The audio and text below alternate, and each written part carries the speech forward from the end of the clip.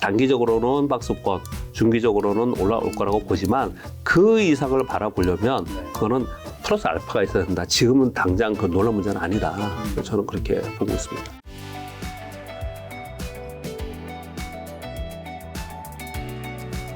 방금 말씀해 주신 국민 삼성전자 어떻게 보세요? 삼성전자 질문 많이 주시는데요. 네. 자, 삼성전자 차트 한번 보면서 말씀드릴게요. 최근 들어서 삼성전자가 상대적으로 반등을 줬고 지수는 특히 코스닥은 전저점을 깼어요. 네. 그 지수보다도 삼성전자가 더 세요. 그리고 SK하이닉스는 더 세고 SK하이닉스는 이거보다 더 많이 올라갔죠.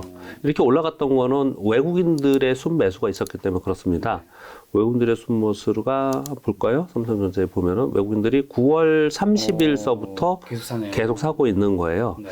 이건 이제 여러 가지 이유를 댑니다. 어떤 이유를 대냐면은 지금 미중 간 반도체의 경쟁에 우리나라가 수혜가 아니냐, 또는 뭐 대만의 갈등이 생기면서 상대적으로 우리나라가 수혜가 있을 수 있지 않겠냐, 또는 삼성전자에서 만드는 뭐 메모리 반도체의 저점 구간이 가격의 저점 구간이 내년 상반기면 되지 않겠냐, 그래서 이만큼 내려왔으니 이제 선취매를 좀 해야 되지 않겠냐, 뭐 별의별 얘기들을 많이 하고 있는데 저는 그냥 쇼커버 같아요.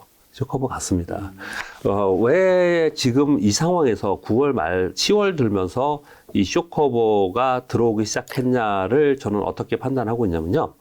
아까 말씀드렸듯이 우리 시장도 작년에 쭉 떨어진 부분이 있었고요. 올해 폭락했다가 요만큼 있다, 폭락했다가 반등했다, 또 폭락해서 2130까지 떨어졌어요. 이렇게 폭락이 있은 이후에는 여하튼 옆으로 가던 반등을 하던 연속해서 폭락을 하지 않고 어떻든 반등 모색을 해요. 그리고 지수 자체도 사실 굉장히 많이 빠져 있는 상황이잖아요. 네. 이런 상황 속에서 환율도 1450원까지 갔어요. 그럼 외국인들의 머릿속에 내가 외국인 투자자의 입장이에요. 네. 그럼 보면은 우리나라에서 지금 현재 공매도 제일 많이 한 종목이 삼성전자입니다. 작년보다 올해 1조나 더 많이 했다고 해요. 그러면 삼성전자로 이만큼 떨어지는 동안 삼성전자로 이익을 이만큼이나 많이 봤어요.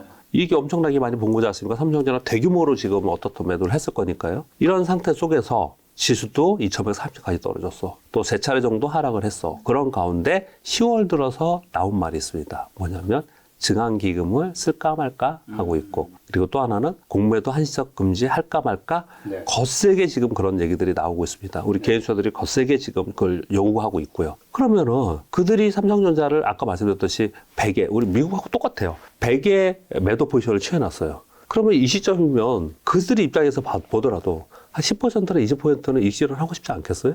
하고 싶겠죠. 그러면 공매도 세력의 익실현이 뭡니까? 쇼커버 하는 거잖아요. 매수하는 거잖아요. 저는 그렇게 매수가 들어왔다고 생각이 들어요. 그래서 시장이 반도체 섹터의 터닝, 지수의 터닝의 개념보다는 숏플레이어들의 쇼커버의 수급이 시장을 지금 약간 떠받치고 있는 상황이 아닌가, 저는 좀 그렇게 보고 있고, 그러면 이제 지금 현재 요 잠깐 사이만 그렇게 말씀드린 거고요.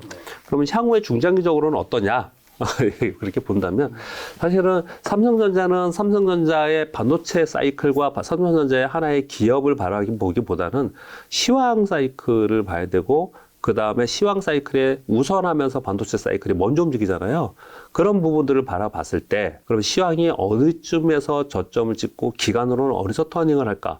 그래야지만 시황이 터닝하면서 외국인들이 매수 들어오면서 환율 떨어지고 매수 들어오면서 외국인들 들어오면 당연히 삼성전자 사겠죠.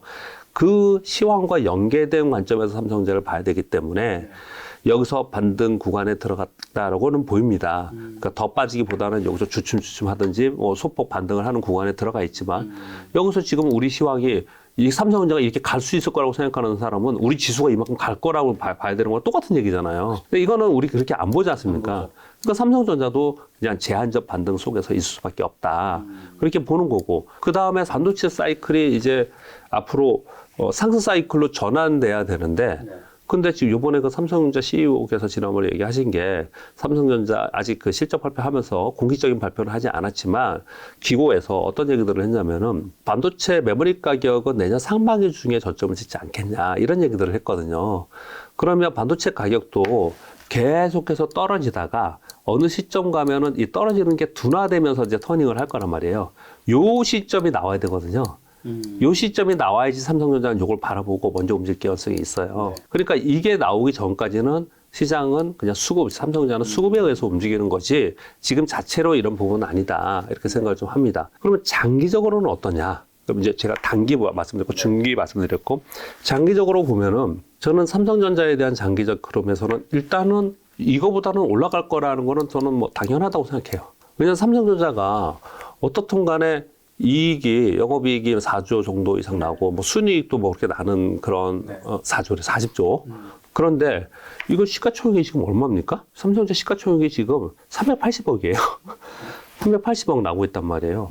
그러면 반도체 가격이 좀 오르고 그러면 이익은 늘어날 텐데 어느 순간이 되면 380조다. 그럼 삼성전자 싸다라는 평가는 하고 있단 말이에요.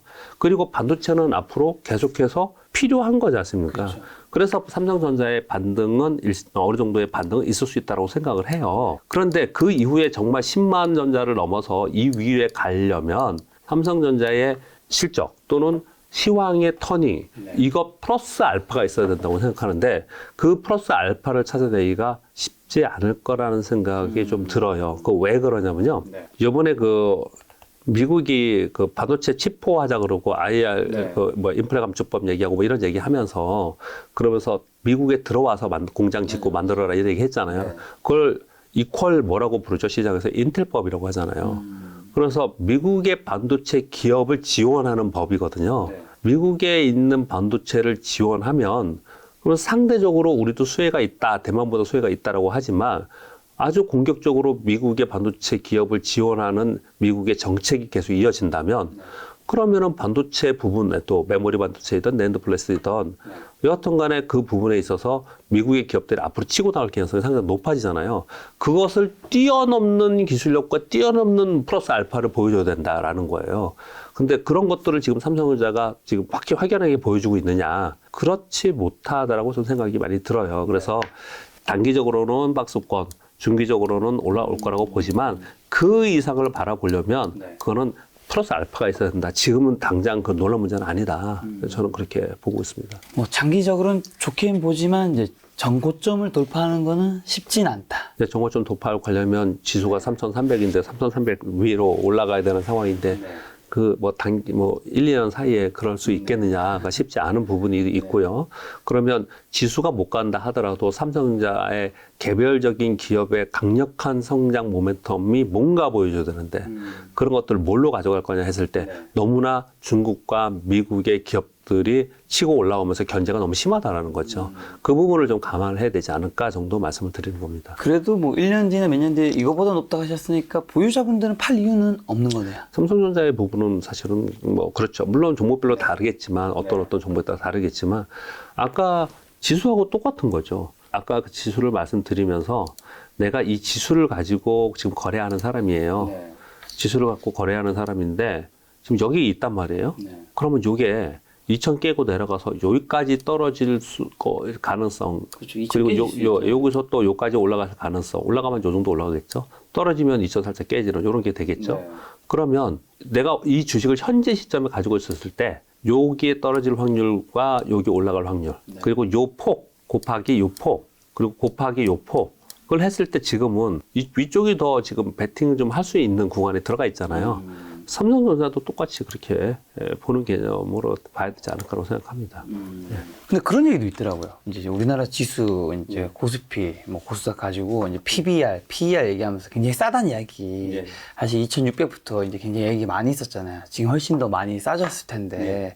근데 앞으로는 성장주의 시대도 아니고 지금 이제 저금리 시대도 아니라서 지난 몇 년 동안의 그 자료를 보면서 이제 지금 너무 저평가되어 있다. 생각하는 것 자체가 굉장히 좀 위험할 수도 있다. 이런 코멘트에 대해서는 어떻게 생각하세요? 근데 역사적으로 시장이 급락했다가 다시 상승하는 구간에서는요. 과거의 시장의 주도였던 것이 아닌 새로운 게 주도주가 항상 나왔어요. 뭐 다시 말씀 좀 드려보면 긴 역사로 한번 볼게요. 외환위기 맞고 나서 IT 버블을 만들었어요. 이게 IT가 주역이었습니다. 사실 모든 게 올라왔지만 IT가 주역이었어요. 그 IT 버블 붕괴 만들었잖아요. 그렇죠? 그리고 나서 올라갔다 내려갔다 이렇게 하다가 그 다음에 여기부터 여기까지 올라가는 중국의 세계의 공장이라 그러면서 중화, 차화정, 조선 뭐 이런 게 10배씩 올랐어요. 엄청나게 올랐죠 이때. 그걸 리바운드 탔었잖아요. 리먼 터지고 나서 다시 오른 다음에 이 긴 시간 동안은 뭐가 올랐냐면 소위 말하는 미국의 빵주와 우리나라의 성장주. 소위 성장주 시대가 있었습니다. 그렇죠. 성장주 시대. 이 중간에 2015년도에요. 2015년도에 제약바이오가 10배씩 오르는 그런 순간이 한번 있었어요. 중간에 한번 있었거든요. 근데 그런 게 나타났었고요. 그리고 나서 미국이 긴축을 하고 팬데믹 맞고 나서 올라오는 팬데믹 수혜주라는 게 또 오르고 그랬어요. 이게 매번 다 달랐잖아요. 이때의 주도주가 사그러들고 다른 게 주도주가 되고 가만히 보면 성장주 됐다가 또는 제조업 됐다가 또 성장주 됐다가 제조업 됐다 뭐 이런 식으로 움직였던지 위기도 그래요. 위기도 아시아 됐다가 미국 됐다가 유럽 됐다가 이런 식으로 대륙별로 좀 움직이고 그리고 위기의 본질도 달랐어요. 여기는 외환위기였고 여기는 부동산 버블이었고 여기는 그 국가 부채였고 뭐 이런 식으로 다 달랐어요. 뭐 사실 이건 너무 짧았지만 위기라고 한다면 이건 질병이었고 뭐 요번에 막 위기가 온다 그러면 위기가 뭐가 올 거냐 여러 가지 얘기들을 많이 하잖아요. 뭐 중국 부동산일 가능성이 있다 또는 국채에서 채권 시장에서 올 수도 있다 뭐 여러 가지 얘기들을 지금 많이 하고 있는 상황이거든요. 아무튼 가만히 보면 결론적으로 뭔지는 잘 모른다 하더라도 다 달랐잖아요. 국가별로도 달랐고 그리고 위기 극복의 정책이 전부 다 달랐거든요. 그래서 이렇게 급락한 후에 만약에 물가가 정상화가 됐어요. 근데 경기 침체기로 갔어요. 그러면 어떻게 하겠습니까? 각국에서 미국도 중국도 뭐 러시아도 우크라이나도 우리나라도 경기 부양 정책 써야 될 거 아니에요. 그 경기 부양 정책을 뭘로 할 거냐가 다음에 주도주예요. 그게 바이오든 뭐 네, 뭘로 할 거냐가 주도주입니다. 그게 주도주예요. 근데 그게 달라지는 거죠. 그래서 지금 과거에 있었던 고퍼주들이 앞으로 계속해서 그 성장을 가지고 같은 밸류로 볼 수 있느냐? 그렇지 못하다는 거예요. 밸류라는 게 자꾸 너무 고무줄이니까 왔다 갔다 하고 있기 때문에 그래서 밸류를 가지고 뭐 PER, PBR 가지고 뭐 주가의 뭐 적정 주가 이런 것들을 시장이 좋을 때는 논하지만 시장이 안 좋을 때는 그렇게 논하지 않잖아요. 그래서 그걸 가지고 논할 수 있는 부분은 아니고 여기서부터 이후에 그러면 정책이 어떤 정책으로 이게 다음에 시장을 끌고 갈 것이냐 이걸 판단하는 게 가장 핵심 포인트거든요. 그런데 일단 지금 뭐 그냥 질문을 안 하셨지만 말씀드려 보면은 뭘로 부양할까요? 어떻든 간에 시장이 미국이 하는 걸 가만히 생각해 보면요. 미국이 그 과거에 굴뚝 산업을 리쇼링 해갖고 그걸 다시 부흥시키려는 그런 노력 많이 하잖아요. 가만히 보면은 반도체를 왜 미국이 인텔이나 뭐 엔비디아 이런 것들 다 있으면서 반도체 메모리를 왜 일본에 주고 일본은 한국에 주고 한국은 중국에 뺏기고 왜 이런 일이 벌어졌을까요? 대규모 장치 산업이고 돈이 들어가고 그리고 공해 산업이에요. 그렇기 때문에 그런 일이 벌어진 거지 않습니까? 고부가 산업만 자기한테 남기고 나머지는? 조선, 화학 뭐 나머지 다 준 거잖아요. 근데 다시 들어오라는 거잖아요. 그런 것들을. 다시. 그래서 구경제에 있는 것들을 그동안에 우리가 10여 년 동안 보지 않았는데 구경제에 있는 것들을 다시 봐야 되는 시점은 분명히 오고 있다라고 저는 생각을 해요. 그러니까 구경제라고 하면은 예전에 돌아간 구경제 있잖아요. 지금부터 예를 들어서 리먼 전에 있었던 구경제. 우리 맨날 신경제, 4차 산업 이것만 맨날 얘기했잖아요. 지난 10여 년 동안. 근데 구경제에 있었던 것들이 뭐냐면 뭐 차화정 얘기, 화학, 정유, 조선, 기계, 건설 이런 것들이잖아요. 그런데 이제 그때하고 지금하고 항상 똑같이 가지는 않거든요. 다르게 가거든요. 극단적으로 한번 얘기를 해볼게요. 이때 IT 버블이었다고 말씀드렸잖아요. 외환위기 끝나고 나서 IT 버블을 만들었고 버블 붕괴가 됐어요.